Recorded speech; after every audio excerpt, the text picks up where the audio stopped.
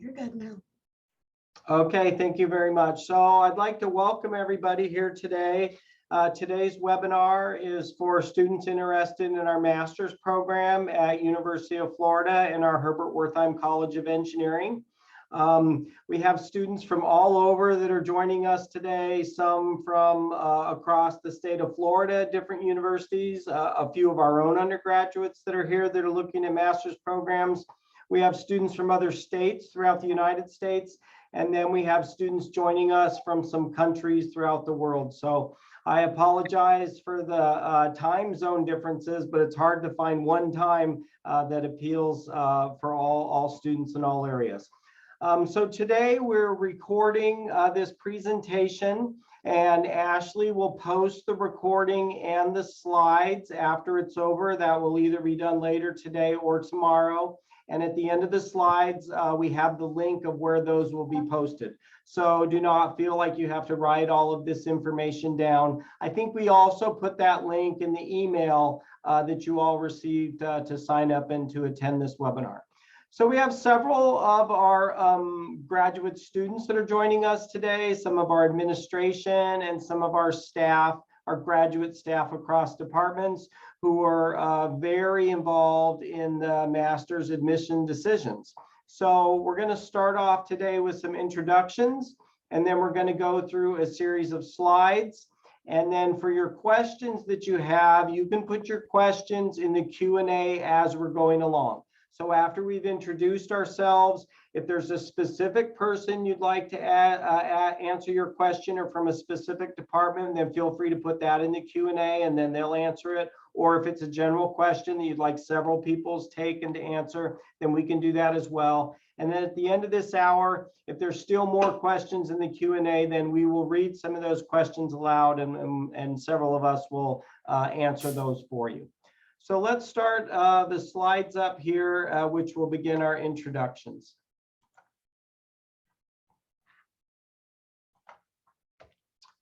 Okay, if you'd like to kick things off, Toshi. Sure. Thank you, Mike. My name is Toshi Nishida, and I'm Associate Dean for Academic Affairs here in the Herbert Wertheim College of Engineering at the University of Florida. I'm also a professor of electrical and computer engineering, and my research area is semiconductor devices and sensors. Thank you. And I'm Mike Nazareth. So I've sent a great deal of the emails and the messaging out to you, and I direct graduate student recruiting across all of our departments here in Herbert Wertheim College of Engineering for master's and PhD programs. Hi, I'm Ashley Wilson. I'm the coordinator for graduate recruitment, and I assist Mike with our recruiting.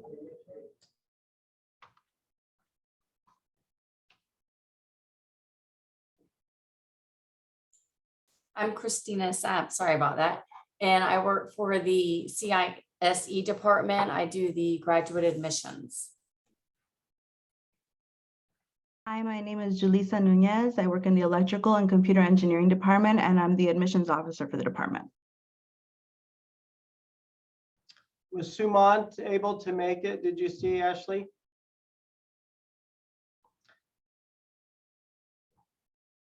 It doesn't look like he's made it on yet. Okay, is Sue here? Sue, are you on? Sue Chong? Okay, Sumant is a professor in our chemical engineering department. He will be joining us at some point, but he messaged me today that he's actually finishing up teaching a class right now to some of our current students. So we may also have one of our chemical engineering graduate students joining us as well. Hello, I'm Cong. I'm a master student in chemical engineering, and I will come today for the questions. Oh, great. Thank you. Hi, everyone. My name is Paula Johns. I'm the academic program specialist for the Engineering School of Sustainable Infrastructure and Environment, which houses the Civil and Coastal Engineering Department and the Environmental Engineering Sciences Department. I work with admissions and some current student matters.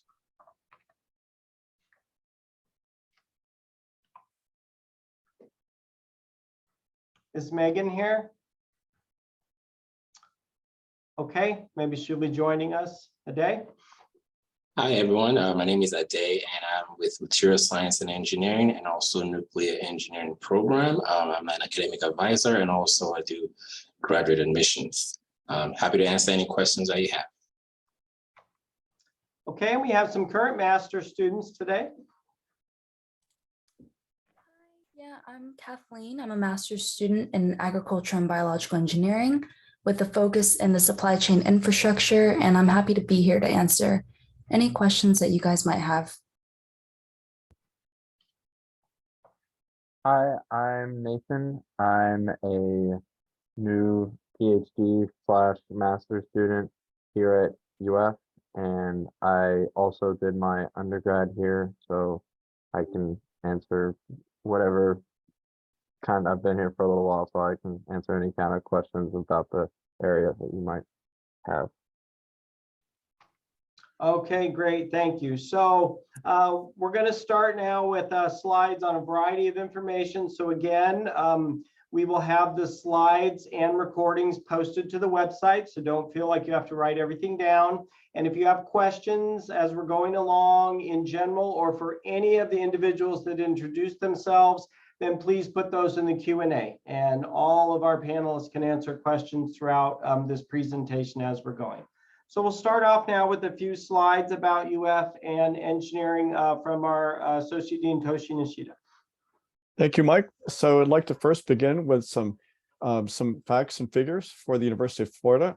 The University of Florida is a comprehensive research land-grant university, which was established in 1853. The campus is very large, spanning over 2,000 acres and 900 buildings. And the total number of students is over 57,000 students, which includes over 16,000 graduate students. There are a total of over 5,000 PhD, and you can see the numbers for master's students, well over 11,000. As I mentioned, it's a comprehensive university with 14 colleges and schools, over 5,000 faculty, and the university exceeded $1 billion in annual research expenditures this past years. There are a number of amenities on campus. It's located in the Sunshine State. The university has its own lake on campus, as well as another lake with a recreational area, which is just 50 minutes away. Next slide, please. And the Herbert Wertheim College of Engineering is over 100 years old. It comprises 11 departments and 16 degree programs, and over 300 tenure-track faculty and over 70 instructional faculty. And we have over 10,000 engineering students, of which over 3,000 are graduate students. And you can see the breakdown in terms of master's and PhD students. Next slide, please. In terms of enrollment, so you see the departments listed here, and it spans many different departments with many degree programs to fit a whole range of interests, spanning agriculture and biological engineering to materials and nuclear engineering. And you can see the enrollments in the respective categories here.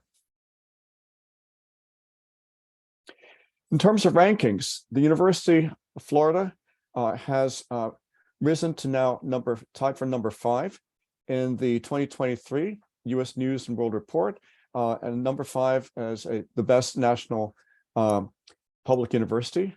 And this reflects the focus on excellence at the university and in the Herbert Wertheim College of Engineering. Next slide, please. The degrees and departments are listed on this page. And as we mentioned, it really spans a whole range of areas. And this also speaks to the many opportunities for creating your own degree program by, for example, minoring in different areas. And this speaks to the tremendous opportunities for talented students such as yourselves when considering a master's degree program. The slide shows the department rankings. We have many departments that are ranked in the top 10 and top 20 among national public universities, as well as among all universities. So it speaks to the excellence of our faculty and our students. Next slide, please.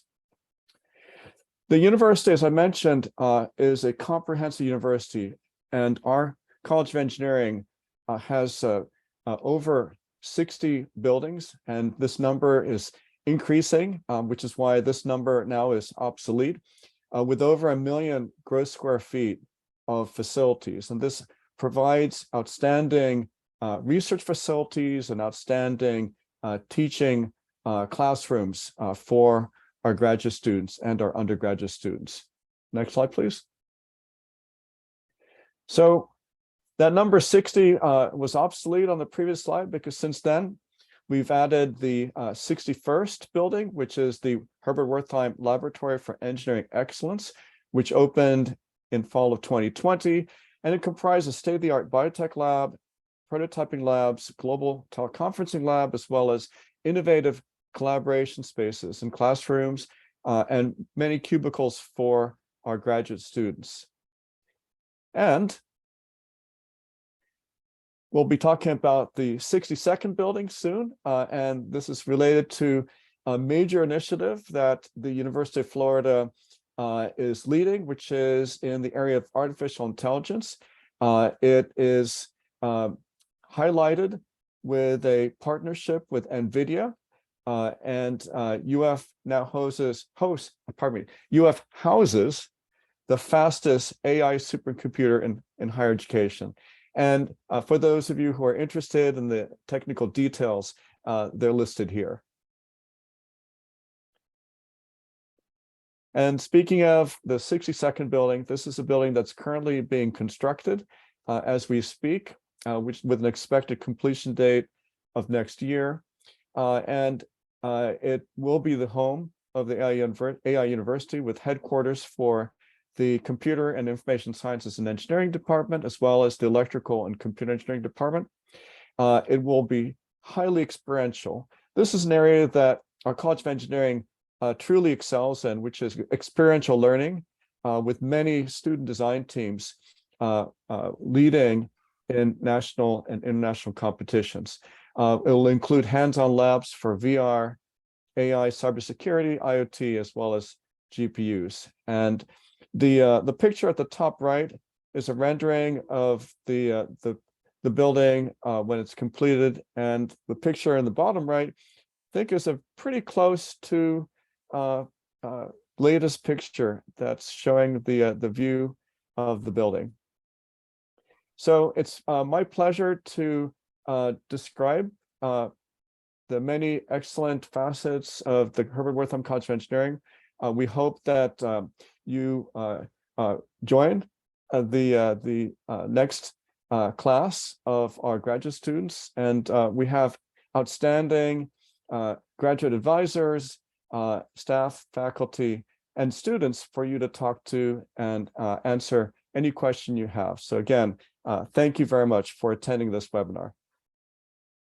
Okay, thank you, Toshi.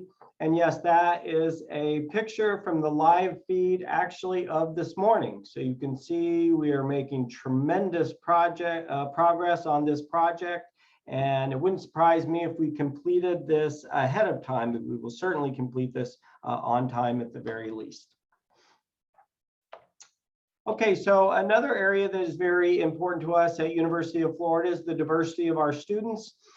Those can be measured in all sorts of metrics, from student ethnicity to student genders, to countries that students come from, and states and disciplines.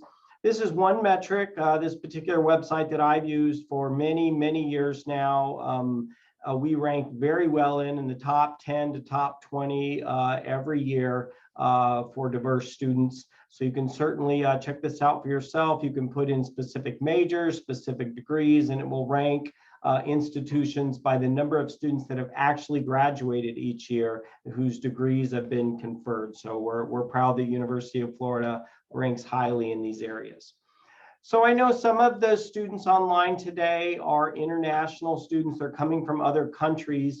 We didn't want to get too specific about that for this presentation, but that is certainly important. So I gathered a few slides. The director of the International Center was not able to make this particular webinar, but they're certainly available, and they have a staff of individuals. And I know that we have two buckets of categories of students that are online joining us today. So we have many prospects online that are looking to start here in fall of 2023, so next August in the master's program. We do have some students online today that are looking to start this spring, and they've already applied actually for spring 2023. So it's certainly more critical for the international aspects if you are going to be starting here in the spring, but fall is important as well. So this is the main International Center website.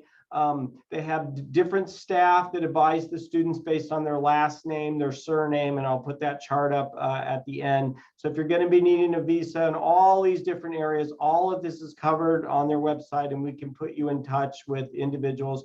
You could also probably ask some of those questions today during this webinar on the Q&A, most especially if the graduate staff or the department you're interested is here online.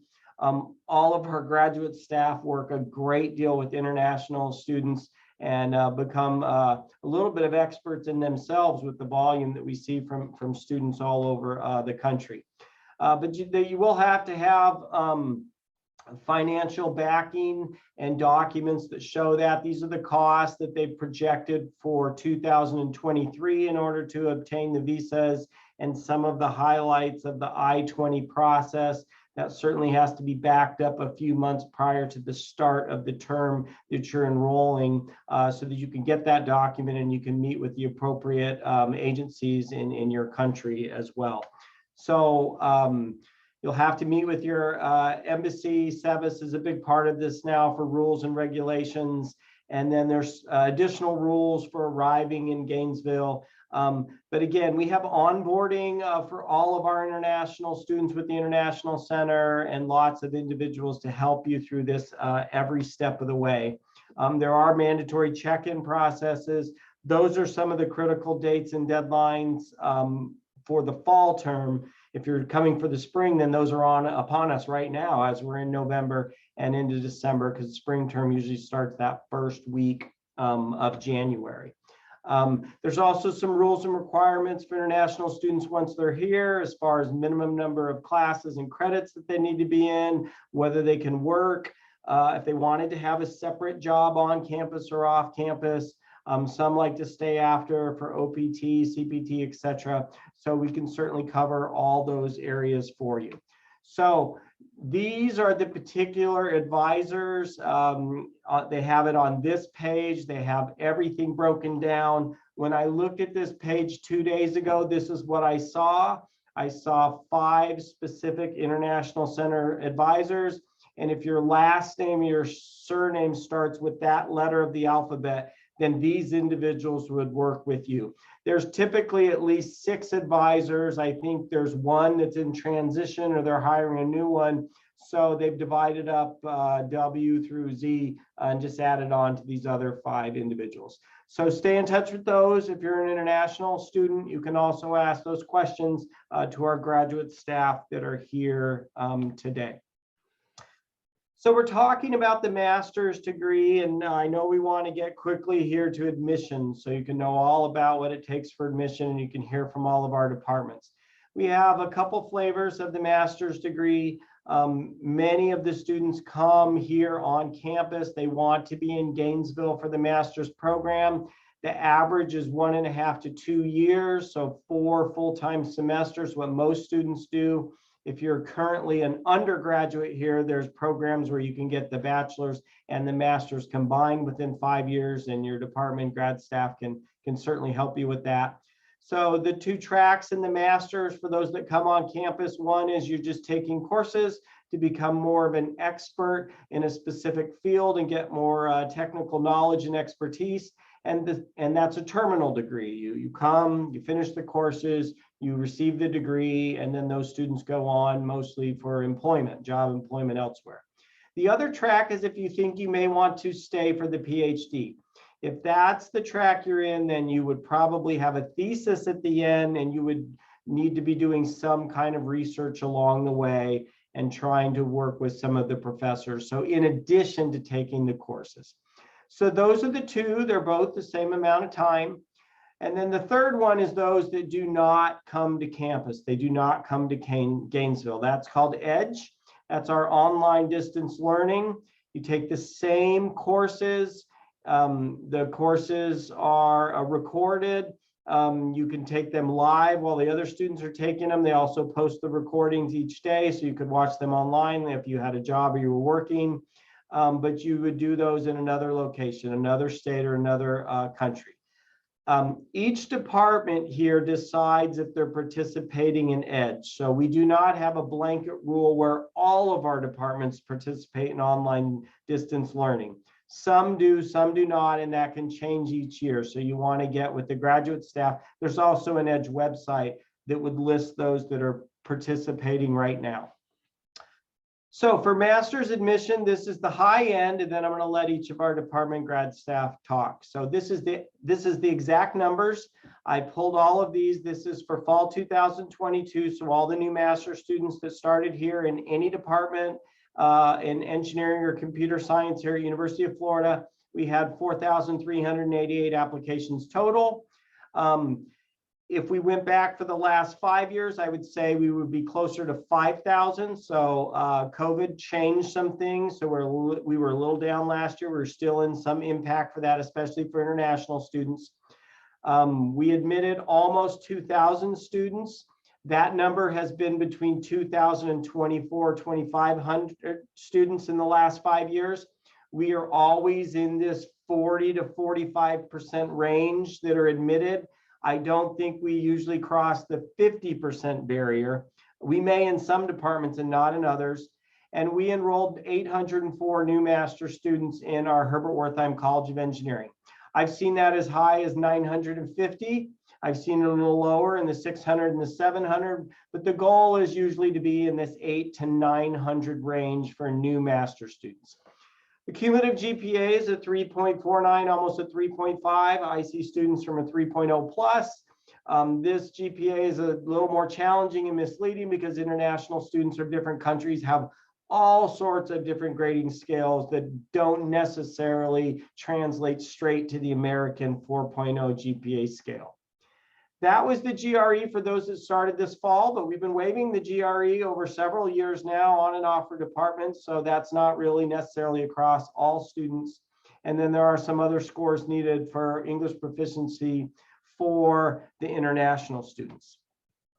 So for fall 2023, all departments except for CISE are waiving the GRE. That is not required, only for CISE for all master's programs for fall 2023. So that is new. That was finalized about 2 months ago. And what I'd like to do now, and I would like to let the departments talk. So for the departments that are represented, we'll start with the staff and then we'll let some of the students talk as well. So let's start with Christina and CISE. You could talk about anything you like for admissions for masters. Like Mike said, our department does require the GRE. And if you are international, you have to have the TOEFL or the IELTS test. And I would encourage you to go to our website, or you can email me. At the end of the slide, Mike will have our emails for everyone in the different departments. So that's really, the application deadlines are right there.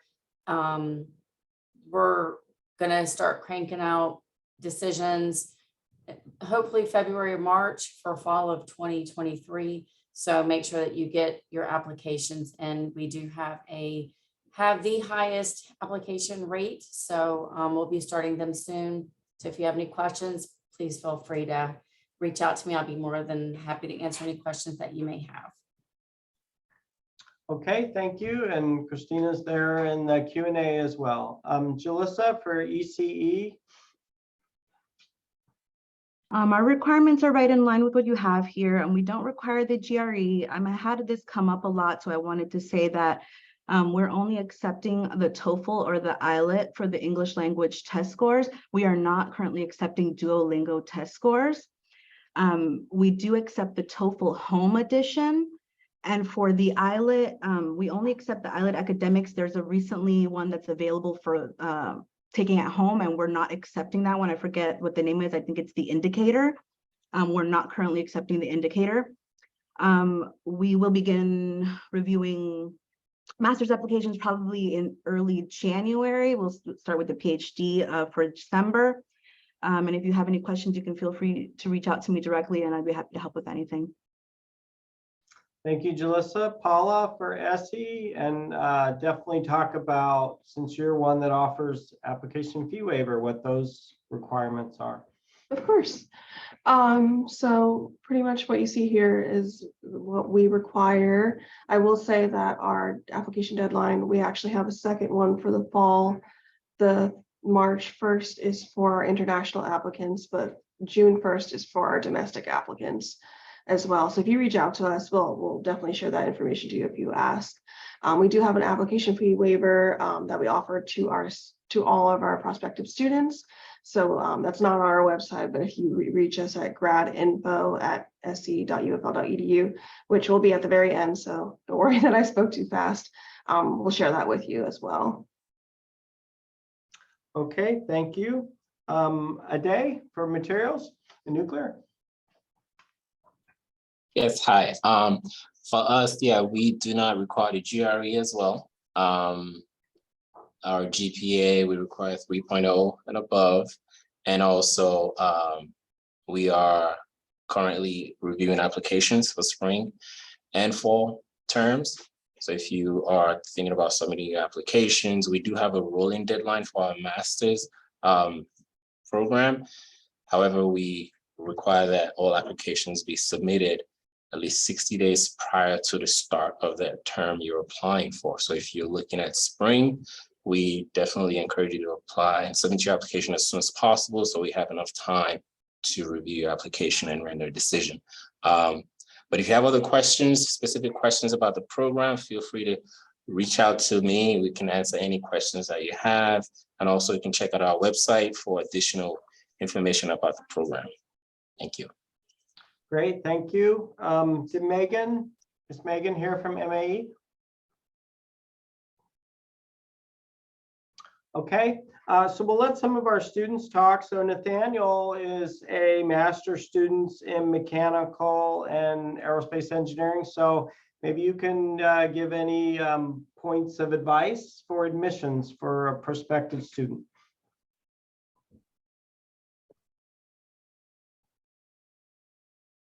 If I had any advice to give, it would definitely be to don't wait till the last minute to do these applications, and make sure you have all your deadlines squared away for different schools so you don't get things mixed up, because that's happened to me and that's not fun when you realize something like a few hours before it's due that you have to submit some paperwork. It's stressful, so definitely I would make sure your ducks are all aligned.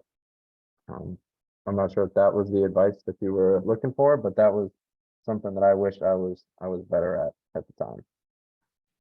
No, that's great. Any of our current students' advice is great advice. I do know that mechanical and aerospace engineering does have application fee waivers for some master's students. So they're not blanketly sending that to all. They do have some requirements and criteria. I am not exactly sure what that criteria is. If this is something that interests you, then send me an email or Ashley an email, and we will get it to two of our colleagues in the MAE department who make those decisions on who receives them. And we probably have that Megan's name and email at the end, which is where it needs to go to her or another person. Okay, Kathleen is here, and she's in agriculture and biological engineering. So if you have any advice or things you'd like to discuss as far as admissions from your experience. Yeah, so I was lucky enough to have gone to UF for my undergrad as well, and I did the combined degree that Mike had mentioned before, where I'm getting my bachelor's and my master's at the same time. One thing that I really appreciate about the department that I'm in is that it kind of works with you to create your degree audit, and you really do get to choose the types of electives that you get to take. And I get to do 15 electives in whatever departments I really want to cater towards my research. And because I chose to research in the supply chain, they are allowing me to take more food resource and economics courses, which allows me to get a better understanding of the technical side of engineering while also understanding the economics of how it works in the industry. And just a piece of advice that I'd give is really reaching out to any department that you're interested in, being able to build that relationship now and get more information before you even apply is always awesome. I know that when I was applying, I was able to be in very close contact with one of the graduate staffs in the ABE department, and she helped me along the whole way of applying and making sure. Oh, am I fuzzy? There's a little something coming through there, but we can still hear you. That's great advice.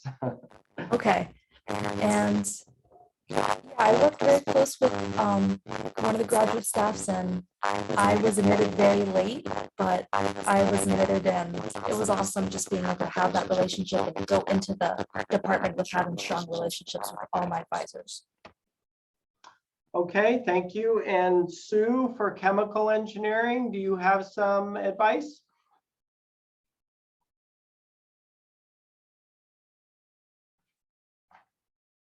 Hello, for me, I think that you need to pay attention to the deadlines because you need to go to the professor recommendation letter for the submission so that it's time for you to pay attention to the deadline. For chemical engineering, the deadline is June 15, so you need to finish all the documents before that day. Okay, thank you. So most of the departments do require an application fee waiver.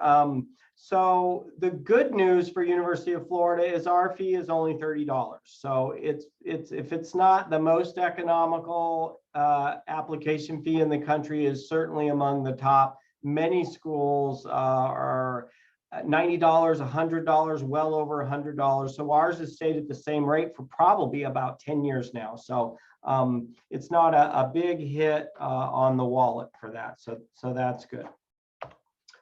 So you will have to do a statement of purpose. This is something that you will have to write that talks about why you would be interested in a master's degree, why University of Florida is a good fit for you, why the specific engineering department, perhaps what you want to do with that in the future.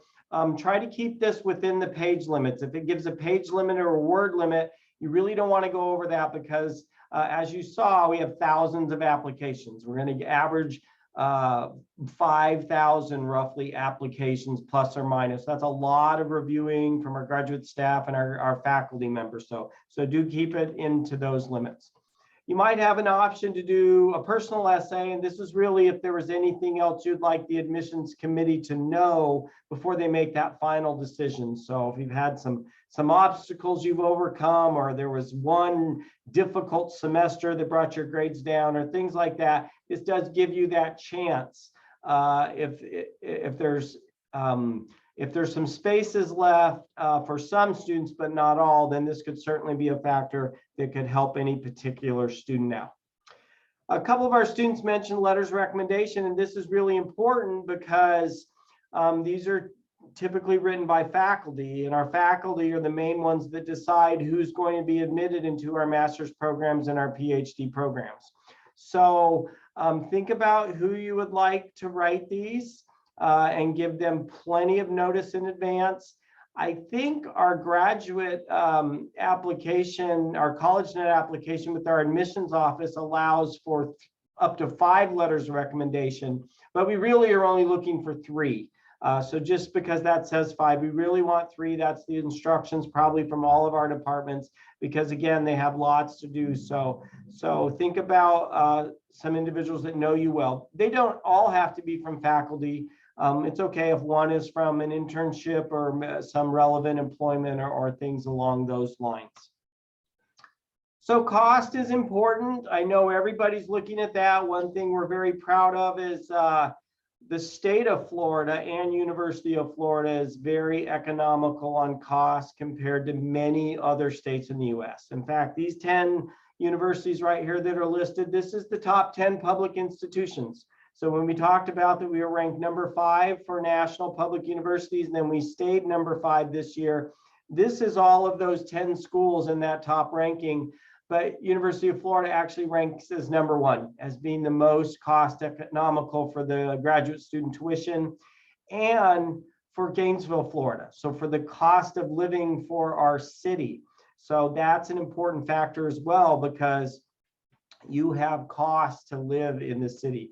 So, excuse me, would some of our Kathleen or Nathan or Sue like to talk about what it costs to live here?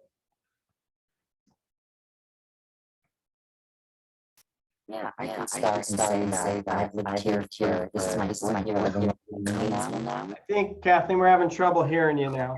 Okay, hold on.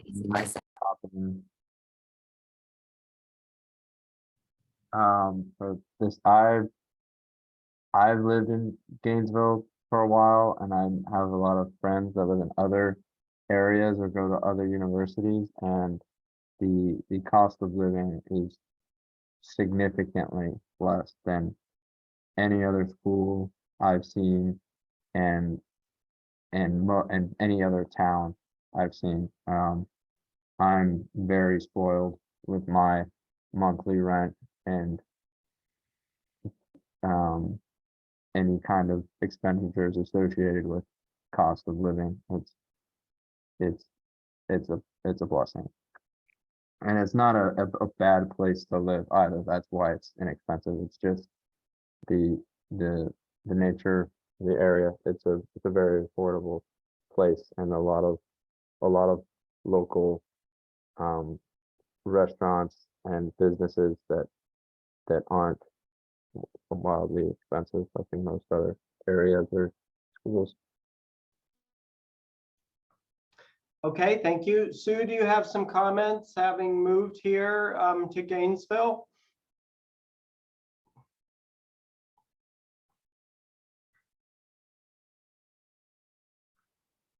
Did we lose her? Okay, so we do have 2 funding options.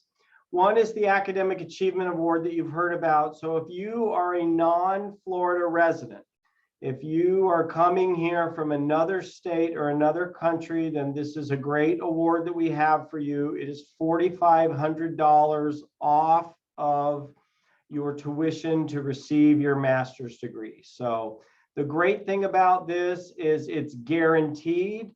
We do not have any limits on the number of students that can receive this award. If you are a non-Florida resident and you apply to any of our master's programs here in the Herbert Wertheim College of Engineering, and you're admitted and you enroll, then you will receive this. So you will receive $1,500 off your tuition for your first 3 semesters. And there's a few rules, like you have to be a full-time student, etc. It does not work with EDGE, the online distance learning, because that tuition is already reduced significantly. That is not the same tuition that the students move here and pay that are on campus. That's already a discounted tuition. So it cannot be double discounted for that award. So that's a great thing for the Florida residents. Your tuition is less than the non-Florida residents. So you are receiving a discount as well. So I know it's important once you graduate. So our master's students that come here, especially the terminal master's students, they are all very interested in what is going to take place when they leave and what assistance will the University of Florida help and provide for you. And so we have the Career Connection Center. And this is an office, it's a large office, it's multiple floors in the Rights Union with a whole team of staff. And their entire goal and mission is to help our current students to get jobs and to get internships. And they work with all of our students, the master's students, the PhD students, the bachelor's degrees students. And we actually, you can see this picture here, as we host a huge career fair. It's one of the biggest in the Southeast and one of the largest in the country, with lots of companies that come. So on top of that, we also have departments that host individual fairs just for their students. So you can kind of get the best of both worlds. So BME has fairs and what they call Alumni Connect, where they connect you with their alumni that have moved on and try to keep them in tune with the current students and help out with their career paths. CISE has a huge one. I'll let Christina talk about that. She probably just finished wrapping this one up. We did, and we had, so we actually, it is no longer called the Career Development Workshop. It's we partnered up with the Career Showcase. We got so big that we moved out of the Rights Union, and now we're in the O'Connell Center with everybody else. We had 50, I want to say 52 companies. We had tons of companies. We had like 1,500 students or 1,600 students come through. It was huge. So these companies come seeking specifically computer science, computer engineering students, and we take the day/evening and offer this opportunity to our students. And a lot of our students get internships and they turn into full-time jobs. So we had probably about 15 of those companies that sponsored international students, which was the most that we've ever done. So it just seems to be growing bigger and bigger, and they're very happy with our students. So yeah, this is huge. Great, thank you. I'll have to update this slide because we have 3 more webinars in the next 4 days. So lots of prospects interested in UF. Yes. All right, ESSE certainly has a lot of additional interaction and help for their students with companies and jobs. So Paula? Sure, I can speak to this a little bit. I'm still relatively new to ESSE. I've been here for a little over 3 months now, but I did get to work with our past event that occurred in September, so pretty recently. Unfortunately, we didn't have as many industries as we usually have come out because it was right before UF was closed for the prior hurricane. So, but we were planning to have 80 companies show up. We had about 30 that actually joined and that were able to join, but we had about 80 that were signed up to come, and we will be holding one in the spring as well. So these events are held every fall and spring for our current students, and they also typically get these internships that also lead to employment as well. And I know our industrial and systems department has another separate fair where they have companies come in. Sometimes these will be maybe a couple days before or a couple days after our big university-wide career showcase. The picture before that's hosted in our basketball arena. And sometimes they'll come at a completely separate time in the year, or they'll come at several times, or they might just have one company on a particular week, etc. So we're always looking at this to help out with our students. Do any of our current students want to add for this as far as job search and internship search and UF's assistance with that? Either Nathaniel or Sue or Kathleen? Yeah, I've been very lucky to have been able to attend a couple of career fairs, and the network at UF is pretty phenomenal. They're really able to put you in touch with recruiters here, and I would have to say that out of a lot of the universities in Florida, UF has one of the largest networks that are available for students here, and they have individuals from certain departments at P&G, PepsiCo, very specific to the department that you're in, come in and introduce themselves to a class that you could possibly be in. And I know that at least my classmates have gotten a couple of internships through UF's Career Showcase. You know about the clothes, the professional attire that they do there for students or something? Yeah, so UF has something called the C3, which is the Career Connections Center. And if you can't afford clothing or you are in need of clothing immediately, they have clothing that you can rent out. And it's clothing that has been donated from alumni or students that currently don't need professional attire. And you go in, you check out the clothing, and they also have headshots that they could take for you for your LinkedIn or any professional setting that you might need. And you just return it the following week or whenever they tell you to return it. So it's pretty awesome, the resources that they have on campus. Yeah, I saw a group of students going in there and getting some suits that they can use and stuff. So I thought that was pretty nice. Okay, so housing is important, obviously. So I do not live in Gainesville. I live about 25 or 30 minutes south of Gainesville. So I'm going to let some of our students or our graduate staff that live in Gainesville talk about housing. And we have on-campus housing and we have off-campus housing, but they can talk any aspects of that for a new master's student who would be moving here. Who would like to talk about that?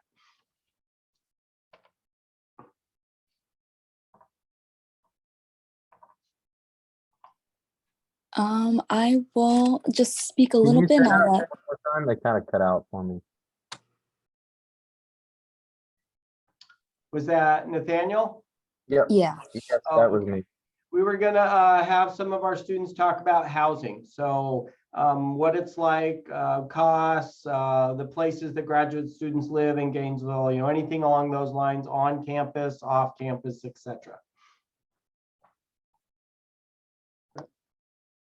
I've lived on campus for a couple years, and I've also lived off campus for several.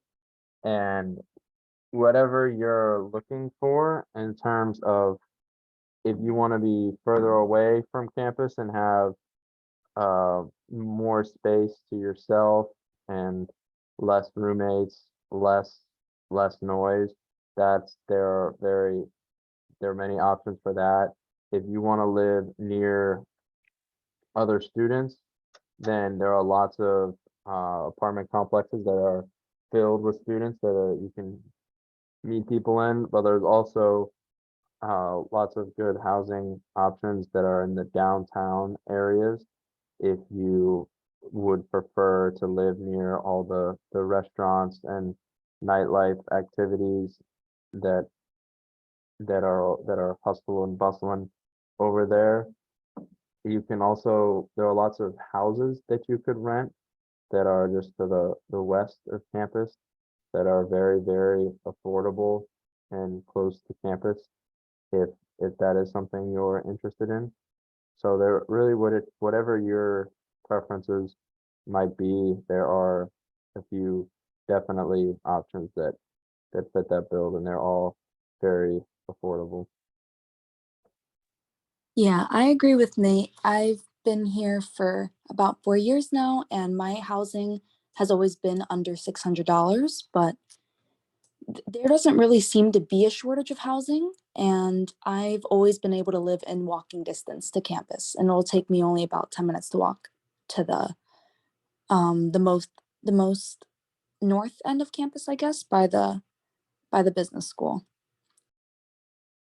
Speaking of that, could you touch on the busing that campus and the city offers for students that come here and might not have a vehicle?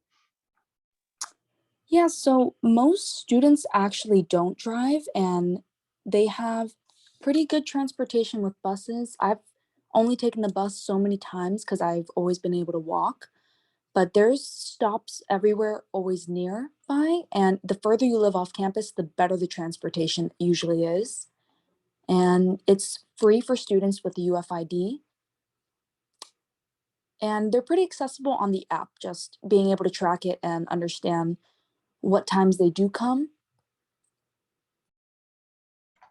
Yeah, so I know that's especially important for international students, so you don't need to have a car. The busing is free. Around campus is a set of buses and then another set that goes around town.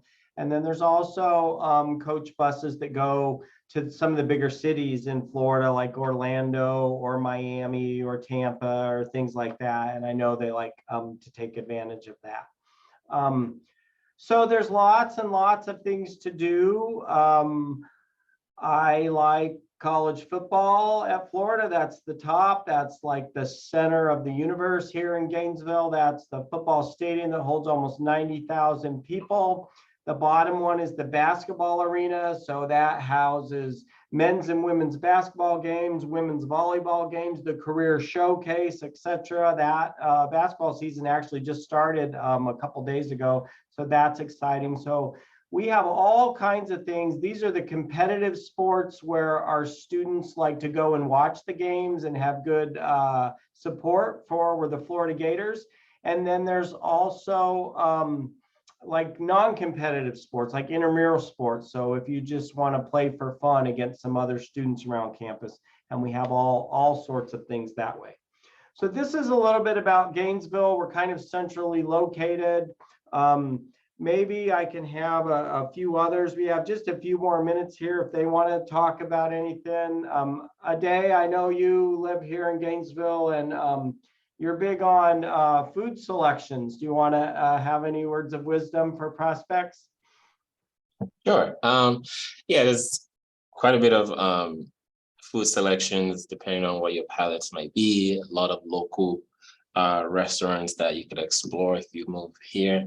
And as Mike said, Gainesville is centrally located. So if you want like a big city feel, but you don't want to live in a big city, Gainesville is the right place for you because it's like 60 to 70 miles to Orlando, about 90 miles, to Tampa or Orlando or to Jacksonville. You can go to the beaches and springs nearby. So yeah, it's in a perfect location where even though it's not a big city, you still get the big city feel to it because all the biggest cities are close by. So a day trip to one of those cities is very doable. But yeah, a lot of places to go around Gainesville in terms of you want to take a walk on the trails, you like to bike, things of that sort. Plenty of those here in Gainesville, so you have plenty of that option to explore. So yeah, Gainesville is full of a lot of things to do. All right. Anybody else? Paula or Christina? So I lived here for 10 years now. I was a undergrad and then a master's, and now I work here. So probably a triple Gator now. Yeah, I've been able to live close to campus. I've also lived further away from campus, and I've been able to walk. And it's really nice to be able to travel from here, go somewhere big, and then come back to where it's smaller and a little bit more quiet. But I've seen the development here, so it feels a little bit more like a bigger city, but it's still definitely a lot quieter than, say, Orlando or from Miami, where I'm from. If you are admitted, we welcome you to the town for sure.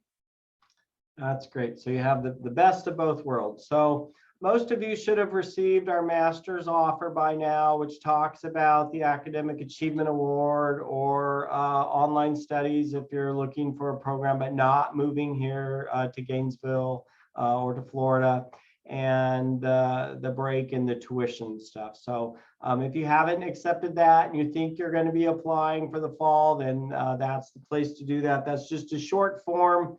And really what it does, it just tells us a little more specifically what you're interested in. So it tells us that you do plan on applying, and this will be the department, and this will be the areas of concentration and the exact term so that we can stay in touch with you more. It's only about a 30-second or 1-minute form. It's not the official application.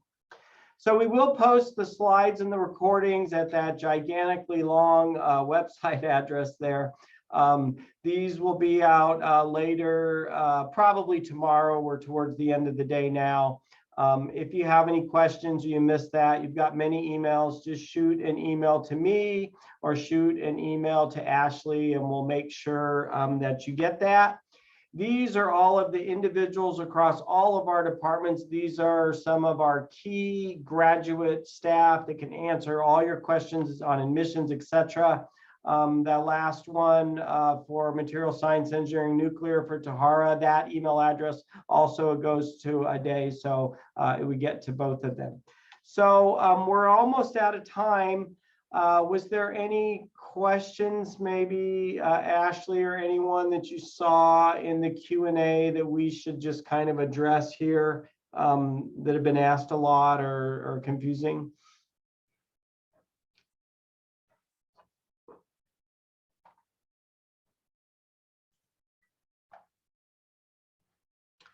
Did anybody see one that they thought that maybe we should just talk on here? Or if anybody had any new questions they wanted to type in quick before we wrap up today. Mike.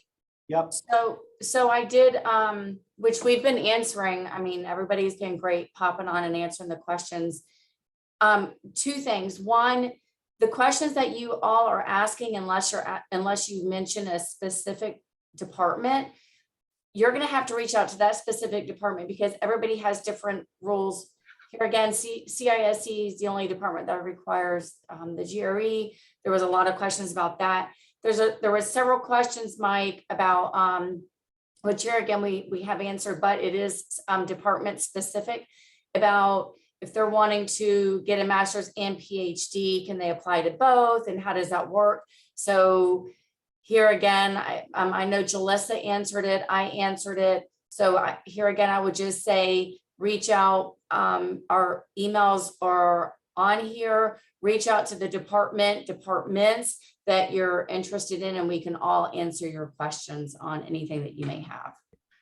Yeah, that's a good point. We are a very large university and a very large college. Our engineering college is as big as some smaller universities throughout the US. So there's really no one rule that applies to everything. So each of our 10 departments can do some things independently and have their own rules and requirements. From the applications I see over the years and the many thousands, we get a few students that apply to master's and PhD. So let's say you're interested in civil engineering, they apply to civil engineering master's and civil engineering PhD, but most don't.